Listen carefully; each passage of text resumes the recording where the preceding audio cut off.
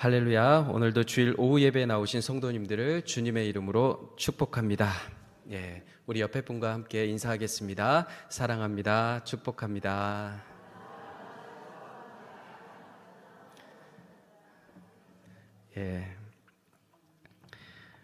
바울은 그의 인생에서 크게 1차, 2차, 3차 전도 여행을 했는데요.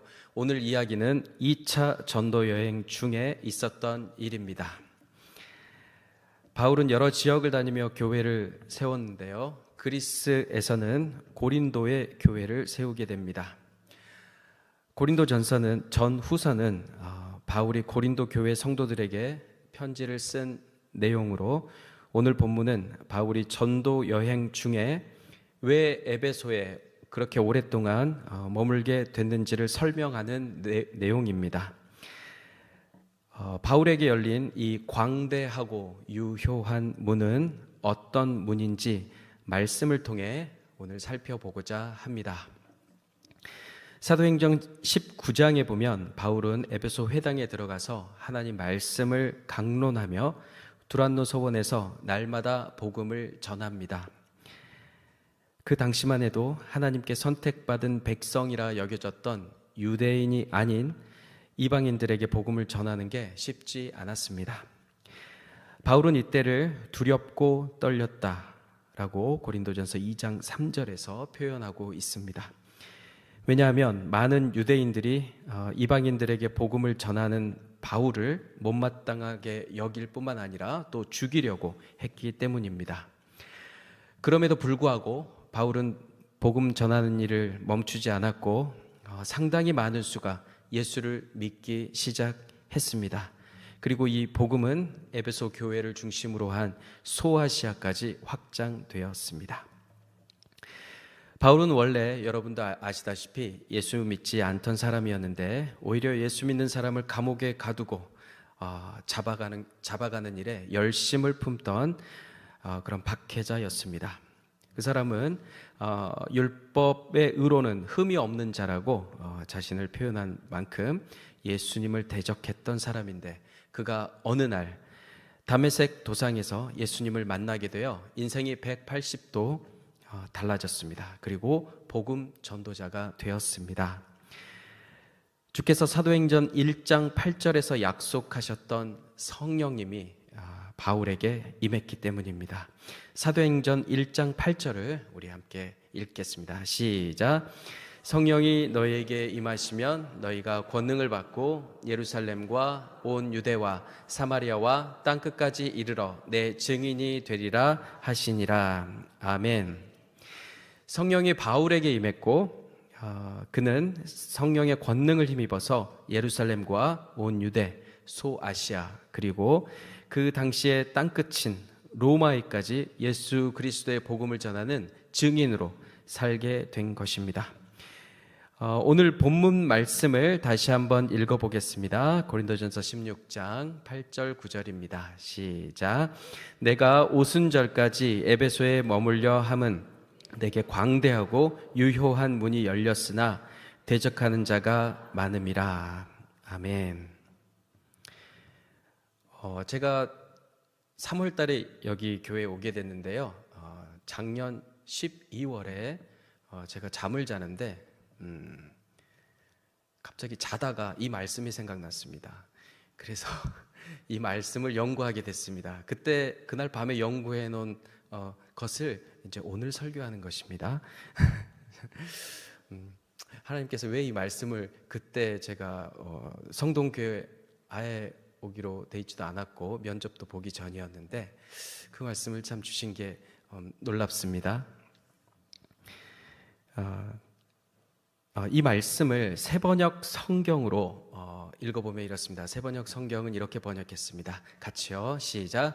나에게 큰 문이 활짝 열려서 일을 많이 할 수 있는 기회가 왔습니다. 그러나 방해를 하는 사람도 많이 있습니다. 사랑하는 성동교회 성도 여러분, 이 말씀을 들으면 가슴이 두근거리지 않습니까? 큰 문이 열려 있다. 일을 많이 할 수 있는 기회가 왔다. 우리 하나님이 가장 기뻐하시는 일을 많이 할 수 있다는 뜻입니다. 주님이 우리 성동교회에 일을 많이 할 수 있는 문이 활짝 열렸다, 지금 말씀하시는 것입니다. 큰 문이 활짝 열려서 일을 많이 할 수 있다, 더 많은 사람을 전도할 수 있는 기회가 활짝 열렸다, 우리 주님이 말씀하시는 것입니다. 이것을 개역 개정 성경은 광대하고 유효한 문이라고 표현했습니다. 영어로는 Great Door이라고 표현했습니다. 여기에서 유효한 이 단어가 조금 어려울 수 있는데요. 이 단어를 고린도전서가 처음 기록되었던 그리스어로 보면 에네르게스라고 나옵니다. 사랑하는 성도 여러분, 에네르기파라고 들어보셨습니까? 에네르기파. 지금 여기 두 분 다 오셨는데요. 제 설교 원고에 계신 분들 두 분이 다 오셨는데요. 이 남성교회 우리 형님들, 그러니까 김은일 집사님과 조찬영 집사님이 아주 어렸을 때 일입니다. 지금으로부터 아주 오래 전인데요. 그때 드래곤볼이라는 유명한 만화가 있었습니다. 우리 형님들 어렸을 때요. 그때 이건데요. 저는 초등학교 때 봤으니까 우리 형님들은 중학교 때 보셨겠죠. 손오공이 이 에네르기파로 적을 물리치는 장면이 나옵니다. 이 그러니까 에너지죠, 에너지. 그 정도로 활력이 있고 파워 있는 문이 열렸다라는 뜻입니다. 성령의 파워입니다. 우리 권규영 집사님도 제일 뒤에 계시는데, 권규영 집사님 중학교 때 일입니다. 예, 오래전 일이겠죠. 근데 성경을 전체적으로 봤을 때 복음을 들고 나아가는 자에게 열려있는 이 문은 세 가지 문을 요약한 것이라고 볼 수 있습니다. 첫 번째 문은 소망의 문입니다. 사람들은 우리 각 개인을 잘 알지 못하지만 하나님은 우리의 내면이 얼마나 약하고 악한지 알고 있습니다. 예레미야 선지자는 죄악에 찌들어 있는 우리를 또 자기 자신을 똥덩어리라고 표현했습니다. 그 정도로 우리의 이 육체엔 소망이 없습니다. 죄인은 괴로움이라 불리는 이 아골 골짜기에서 아간처럼 그 죄값을 치러야 하는 것이 이치입니다. 아골 골짜기는 시체가 쌓여 있는 곳, 죽음의 골짜기를 말하는데, 놀라운 것은 이 절망의 아골 골짜기가 죽음의 순간에 소망의 문으로 바뀐다는 것입니다. 죽음으로 치닫던 이 몸이 어떻게 소망의 문이 될 수 있는 것입니까? 호세아 2장으로 가보겠습니다. 2장 15절 함께 읽겠습니다. 시작. 거기서 비로소 그의 포도원을 그에게 주고 아골 골짜기로 소망의 문을 삼아 주리니 그가 거기서 응대하기를 어렸을 때와 애굽 땅에서 올라왔던 날과 같이 하리라. 아멘. 우리의 이 몸은 영원히 지옥에 갈 수밖에 없는 운명이었습니다. 찬송가 544장이 이걸 잘 표현하고 있는데요. 이 찬송가를 아시는 우리 아까 제가 언급했던 세 분의 집사님들은 크게 불러주시고요. 다 같이 함께 크게 부르겠습니다. 오늘 담임 목사님이 안 계시니까 마음이 엄청 편하고 좋습니다. 이 영상은 안 보시겠죠? 자, 울어도 못하네. 이 찬양 우리 한번 불러보겠습니다. 시작. 울어도 못하네. 눈물 많이 흘려도 겁을 없게 못하고 죄를 씻지 못하니 울어도 못하네. 2절입니다. 힘써도 못하네. 말과 뜻과 행실이 깨끗하고 착해도 다시 나게 못하니 힘써도 못하네. 3절입니다. 참아도 못하네. 할 수 없는 죄인이 흉한 죄에 빠져서 어찌하니 죽을까. 참아도 못하네.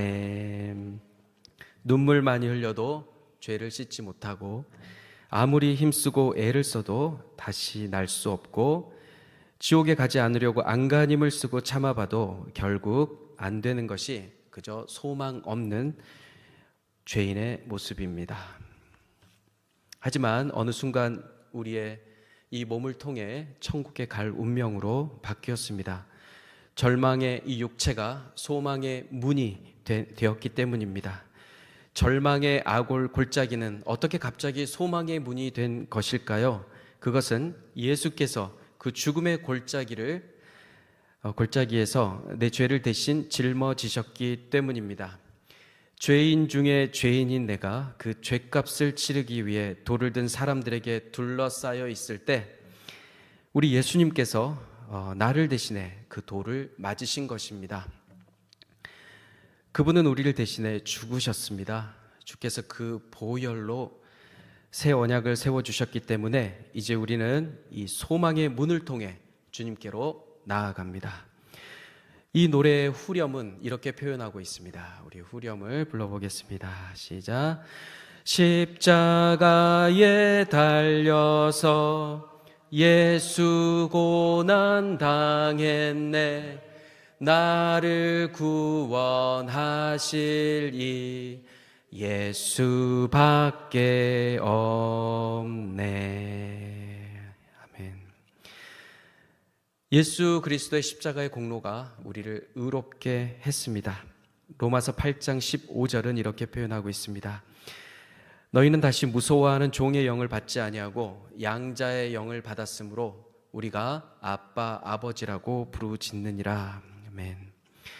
사탄의 종 노릇이 아니라 하나님 아버지의 자녀가 되었으니 이제 이게 얼마나 크고 놀라운 은혜이며 또 얼마나 소중한 소망입니까? 베드로는 특별히 이 소망을 살아있는 소망이며 이것은 새 생명이다 라고 힘주어 말했습니다. 우리 함께 베드로전서 1장 3절을 쉬운 성경으로 읽어보겠습니다. 시작. 우리 주 예수 그리스도의 아버지 하나님께 찬양을 드립니다. 하나님은 자비로우셔서 우리에게 산 소망을 주셨습니다. 죽은 자 가운데서 예수 그리스도께서 부활하심으로 우리는 새 생명을 받은 것입니다. 아멘. 두 번째 문은 예수님께서 우리에게 열어주신 두 번째 문인데요. 믿음의 문입니다. 사도행전 14장 27절을 우리말 성경으로 우리 함께 읽겠습니다. 시작. 바울과 바나바는 안디옥에 도착해서 교회 신자들을 모으고 하나님께서 그들과 함께 행하신 모든 일과 하나님께서 어떻게 이방 사람들에게 믿음의 문을 여셨는지 보고했습니다. 아멘. 예수님은 우리에게 믿음의 문을 열어주셨습니다. 믿음이라는 것이 무엇입니까? 베드로가 고백했듯이 주는 그리스도시요 살아계신 하나님의 아들이십니다 라는 것을 믿는 것입니다.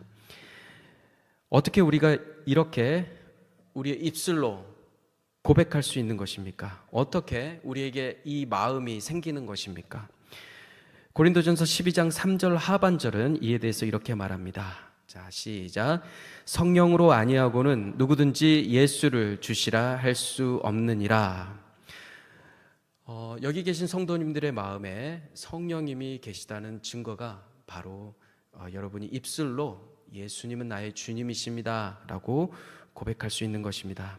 예, 성령님이 계시는 증거이죠.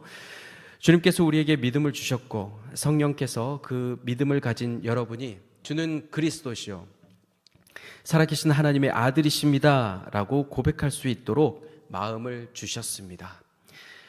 이 믿음은 선물입니다. 에베소서 2장 8절에 나와 있듯이 너희는 그 은혜에 의하여 믿음으로 말미암아 구원을 받았으니 이것은 너희에게서 난 것이 아니요 하나님의 선물이라 라고 했습니다.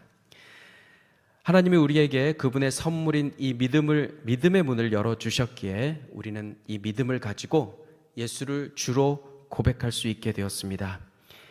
이 믿음은 나의 행위나 우리 부모님의 믿음과 전혀 상관이 없습니다.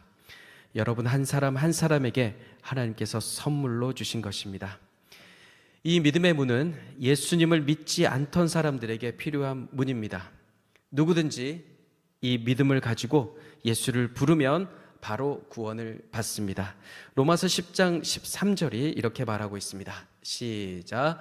누구든지 주의 이름을 부르는 자는 구원을 받으리라. 아멘. 여기 모인 우리 성도님들 모두 다 이 문을 통해서 예수님께 나아왔습니다. 어떻게 죄인이 거룩하신 하나님 앞에 나아갈 수 있습니까? 오직 믿음으로 나아가는 것입니다. 예수 그리스도께서 우리를 위해 십자가에서 하신 놀라운 구원의 그 일을 믿는 믿음으로 나아가는 것입니다. 예수 그리스도께서 나를 위하여 흘리신 보혈이 나의 죄를 깨끗게 하셨음을 믿는 그 믿음입니다. 하나님이 우리를 의롭게 하셨는데요, 우리는 아무 공로가 없고 또 주님께로 나아갈 만한 아무것도 하지 않았습니다. 예수님의 보혈로 의롭게 된 우리는 이 악한 세상을 오직 믿음으로만 사는 것입니다. 로마서 1장 17절이 이렇게 말하고 있습니다. 우리 함께 읽겠습니다. 시작. 복음에는 하나님의 의가 나타나서 믿음으로 믿음에 이르게 하나니 기록된 바 오직 의인은 믿음으로 말미암아 살리라 함과 같으니라. 아멘. 히브리서 기자는 믿음이 없이는 하나님을 기쁘시게 할 수 없다고 말했습니다. 히브리서 11장 6절을 제가 읽겠습니다. 믿음이 없이는 하나님을 기쁘시게 하지 못하나니 하나님께 나아가는 자는 반드시 그가 계신 것과 또한 그가 자기를 찾는 자들에게 상 주시는 이심을 믿어야 할지니라. 아멘. 그러니까 우리가 믿어야 할 것은 두 가지인 것입니다. 하나님께서 살아계신 것, 또 하나님이 자기를 찾는 자들에게 상 주시는 이시라는 것을 믿는 것입니다. 그리고 또 하나 한 말씀이 이것을 더 정확하게 우리가 구원받을 것을 말해주고 있는데요. 로마서 10장 11절입니다. 자, 읽어보겠습니다. 시작. 성경에 이르되 누구든지 그를 믿는 자는 부끄러움을 당하지 아니하리라 하니. 아멘. 우리가 예수님을 주라 고백할 수 있는 것은 하나님께서 이방인이었던 우리에게 믿음의 문을 활짝 열어주셨기 때문입니다. 주께서 그 은혜로 여신 이 믿음의 문으로 많은 사람들을 인도하여 구원에 이르게 하는 이 엄청난 사역에 귀하게 쓰임 받으시는 우리 성동교회 성도님들 되시길 주님의 이름으로 축복합니다. 예수님은 이 믿음의 문을 세상 모든 사람에게 지금 열어놓고 계십니다. 할렐루야. 세 번째 문입니다. 네, 광대하고 유효한 문의 세 번째 문은 전도의 문입니다. 사랑하는 성도 여러분, 안타깝게도 이 문은 열리지 않습니다. 이 문은 여러분의 기도가 없다면 열리지 않습니다. 바울은 골로새 교회에 편지를 보내서 이렇게 말한 적이 있습니다. 골로새서 4장 3절을 쉬운 성경으로 읽어보겠습니다. 시작. 우리를 위해서도 기도해 주십시오. 전도의 문을 열어주셔서 하나님께서 알려주신 그리스도의 비밀을 말할 수 있도록 기도해 주십시오. 나는 말씀을 전하다가 지금 감옥에 갇혀 있습니다. 아멘. 사도 바울은 고린도로 여러 번 나아가길 원했지만 길이 막히기도 하고 성령께서 막으셨다고 하십니다. 로마서 1장 13절을 제가 읽어보겠습니다. 형제들아, 내가 여러 번 너희에게 가고자 한 것을 너희가 모르기를 원하지 아니하노니 이는 너희 중에서도 다른 이방인 중에서와 같이 열매를 맺게 하려 함이로되 지금까지 길이 막혔도다. 이 전도의 문은 우리가 열 수 있는 것이 아닙니다. 예수님께서 열어주시는 것입니다. 고린도후서 2장 12절이 분명하게 이렇게 말하고 있습니다. 함께 읽겠습니다. 시작. 내가 그리스도의 복음을 전하기 위해 드로아에 갔을 때 주님께서 내게 복음을 전할 수 있는 길을 열어주셨습니다. 예수님께서 바울에게 복음을 전할 수 있는 길을 열어주셨다고 말씀하십니다. 이 문은 오직 기도를 통해서만 열리는 문입니다. 우리의 기도를 통해 이 전도의 문이 열릴 때 그 문에 서 있던 사람들이 우리가 전하는 이 복음을 듣고 믿음을 갖게 되는 것입니다. 그 믿음을 가진 사람은 이제 살아있는 소망, 즉 산 소망을 갖게 되는 것입니다. 다시 말해서 새 생명을 얻게 되는 것입니다. 하나님은 모든 사람이 구원받기를 원하십니다. 디모데전서 2장 4절이 분명하게 말하고 있습니다. 읽겠습니다. 시작. 하나님께서는 모든 사람이 구원받기를 원하십니다. 또한 모든 사람이 진리를 알기 원하십니다. 아멘. 한 영혼이 죽게 다시 돌아오는 것은 전도를 통해 가능합니다. 하나님은 우리에게 전도의 문을 열어두셨다고 말씀하십니다. 우리는 복음을 들고 나아가기만 하면 되는 것입니다. 복음을 들고 나아가기 전에 반드시 선행되어야 할 것이 바로 우리의 기도입니다. 우리의 이 기도를 통해 우리는 믿지 않는 가족, 친척, 친구와 이웃들에게 예수님에 대해 우리가 말할 때 말하기 전에 먼저 항상 기도해야 합니다. 기도를 하면 전도할 사람이 생각이 나고 그 사람에게 다가갈 용기도 생길 뿐만 아니라 말하자마자 구원의 문이 열립니다. 그러면 이 사람은 또 다른 사람에게 복음을 전하며 가르치기 시작합니다. 디모데후서 2장 2절이 이 부분에 대해서 말씀하고 있습니다. 우리 함께 읽겠습니다. 시작. 내게서 들은 가르침을 충성된 사람들에게 가르치십시오. 그러면 그들이 또 다시 다른 사람에게 말씀을 가르칠 것입니다. 아멘. 여기 우리 오늘 모인 우리 성도님들도 누군가를 통해서 복음을 들었습니다. 저는 웅천에서 태어났는데요. 웅천에 그때 버스가 다니지 않던 시절에 어떤 할아버지가 길을 가다가 저에게 너 교회 올래? 이렇게 말하고 그냥 지나갔습니다. 그래서 제가 어른이 말할 때는 항상 대답해라고 우리 아버지가 말씀하셨기 때문에 예 라고 대답했습니다. 그리고 그때부터 교회를 다니기 시작했습니다. 왜냐하면 대답을 했기 때문에. 전도는 이렇게 간단한 것입니다. 예. 저는 그렇게 해서 예수를 믿었습니다. 그래서 뭐 여러 가지 말할 필요 없고 그냥 한 번만 지나가는 길에 말하면 복음이 전해진 것입니다. 예, 그렇게 했고요. 그 다음에 로마서 10장 14절 15절이 이렇게 말하고 있습니다.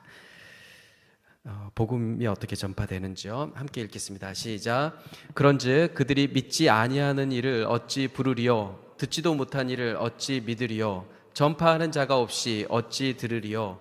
보내심을 받지 아니하였으면 어찌 전파하리요? 기록된 바 아름답도다 좋은 소식을 전하는 자들의 발이여 함과 같으니라. 아멘. 좋은 소식, 즉 복음을 전하는 자들의 발이 참 아름답다라고 주님께서 말씀하십니다.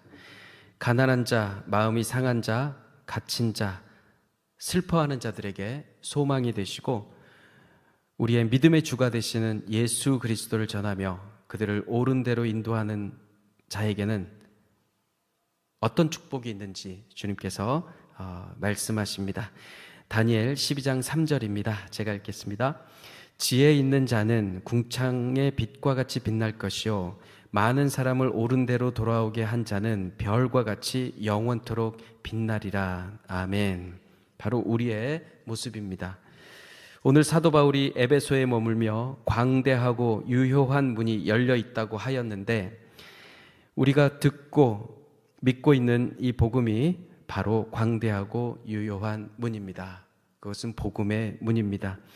주님께서는 지금 이 순간 소망의 문, 믿음의 문, 전도의 문이 활짝 열려 있다라고 우리에게 말씀하십니다. 그러나 본문 말씀에서처럼 광대하고 유효한 문이 열렸으나 대적하는 자들이 많다고 했습니다.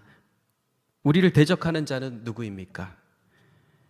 그는 사탄입니다. 사탄은 믿지 않는 사람들, 또 믿는 사람들조차 이 문에 다가가지 못하도록 날마다 우리를 막습니다. 우는 사자처럼 두루 다니며 삼킬 자를 찾습니다. 사탄은 시시때때로 호시탐탐 우리를 넘어뜨리며 방해합니다. 왜냐하면 우리가 이미 믿음을 가지고 있기 때문에 복음을 전하지 못하게 하는 것입니다. 때론 우리로 믿음이 약해지게 하고 하늘나라에 대한 소망을 잃게 만들고 기도조차 하지 못하도록 우리의 감정을 상하게 해서 전도의 기회를 막습니다. 믿음의 문, 소망의 문, 전도의 문이 모두 닫혀 있는 것처럼 우리를 절망 속에 몰아넣습니다. 하지만 여러분, 값비싼 보석을 발견했다고 상상하시며 날마다 이 보화를 캐내는데 열심을 다하시기를 바랍니다. 예수님께서 여신 이 광대하고 유효한 문은 이미 열려 있기 때문에 어느 누구도 닫을 자가 없다라고 우리 주님께서 말씀하십니다. 요한계시록 3장 8절을 우리말 성경으로 읽어보겠습니다. 시작. 내가 내 앞에 열린 문을 두었으니 아무도 그 문을 닫을 수가 없다. 아멘. 이 광대하고 유효한 문이 열려 있음을 믿고 담대하게 복음을 전하는 우리 성도님들 되시기를 축복합니다. 2024년 이제 선교의 해가 밝아오고 있고 이제 우리는 새생명 축제를 준비하고 있습니다. 믿지 않는 우리의 이웃들에게 이 전도의 문이 열리기를 함께 기도합시다. 우리 주변에 믿지 않는 이웃들이 믿음을 갖고 소망을 가지며 새생명을 얻도록 함께 기도합시다. 그러면 우리 주님께서 전도의 문을 열어주셔서 주의 복음을 담대히 전하게 하시고 그 사람에게 믿음의 문을 열어주셔서 예수 그리스도를 믿게 하시고 또 소망의 문 열어주셔서 하늘 소망을 품게 하실 것입니다. 하나님은 광대하고 유효한 문, 즉 소망의 문, 믿음의 문, 전도의 문을 우리 성동교회 여러분 앞에 이미 활짝 열어두셨습니다. 대적하는 자들이 많지만 끝까지 우리 함께 기도하며 복음을 전하는 우리 성도님들 되시길 예수님의 이름으로 축복합니다. 아멘.